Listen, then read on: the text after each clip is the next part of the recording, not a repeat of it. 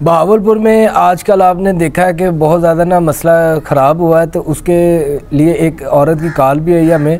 उसने हमें ये बताया कि ना मेरी भी हज़रत साहब आप कोई ऐसा अमल बताएं कि मेरे से जाने में मेरे से गलती हो गई है, तो मेरी कहीं वीडियो ना सामने आ जाए, मुझे एक बंदा ब्लैकमेल कर रहा है, तो इसके बारे में कोई ऐसा आप अमल बता दें कि मेरी ना जान छूट जाए, हम बहुत शरीफ हैं, ये है वो है।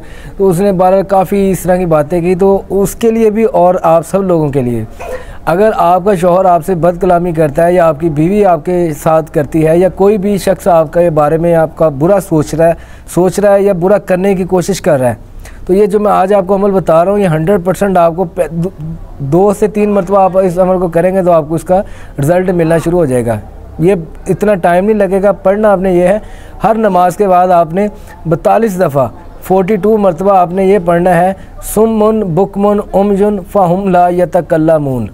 सुम्मुन बुकमुन उमजुन फ़हुम ला यतकल्लमून।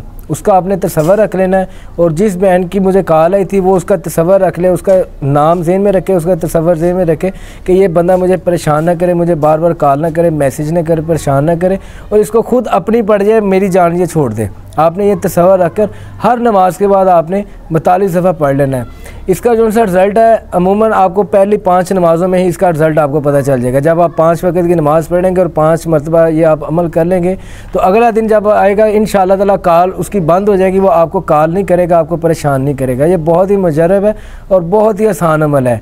इसकी अमल की इजाज़त के लिए आपने वीडियो को लाइक कर देना है, कमेंट बॉक्स में या अल्लाह या मोहम्मद लिख देना है। हो सके तो अपने दूसरे बहन भाइयों तक भी इस अमल को शेयर करें ताकि किसी और का भी फ़ायदा हो सके। दुआओं की दरख्वास्त है। अस्सलामु अलैकुम व रहमतुल्लाहि व बरकातुहू।